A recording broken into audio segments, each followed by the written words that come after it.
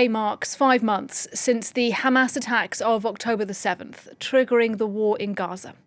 In that time, over 30,000 Palestinians and 1,200 Israelis have been killed.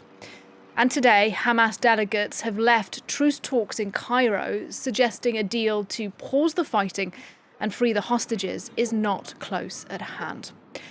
Well, let's get the very latest for you from Jerusalem. Andrew Hillier is our reporter covering developments. He's with me live now.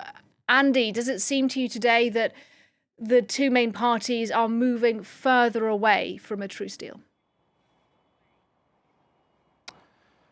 It does indeed, Nadia. Those talks do indeed appear to be at a dead end between Israel and Hamas. So they are set to resume next week, but that does mean that a deal before Ramadan, which begins around March the 10th, is very unlikely at this stage. Of course, we know that Hamas's delegation has left Cairo. Israel, of course, never sent a delegation to begin with because it says Hamas didn't send it a list of living hostages. And I think it's worth going over again what's stopping these two sides from coming to an agreement.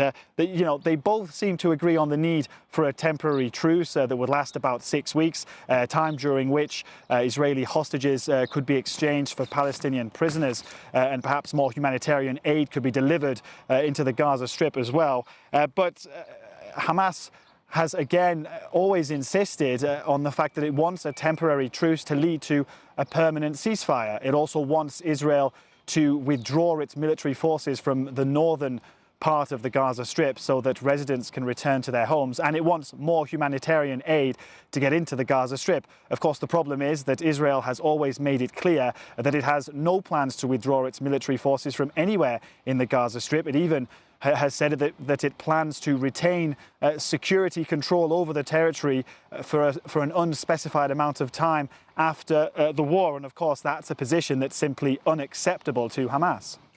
And Andy, I suppose all of that just begs the question, what does that mean for the Palestinian civilians in Gaza who clearly so urgently need aid right now?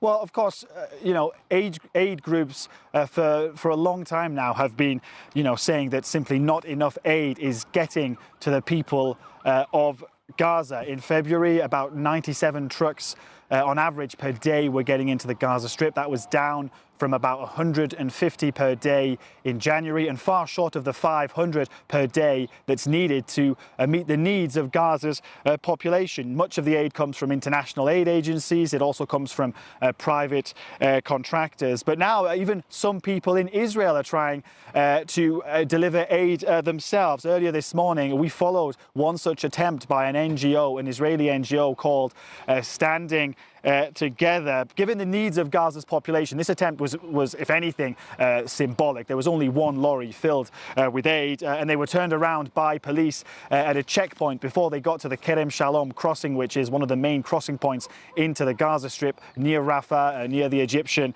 border. Now, they may not have succeeded, but it still goes to show that now people in Israel are taking matters into their own hands to try and get aid to the population of Gaza. And we're likely to see more attempts of this nature going forward.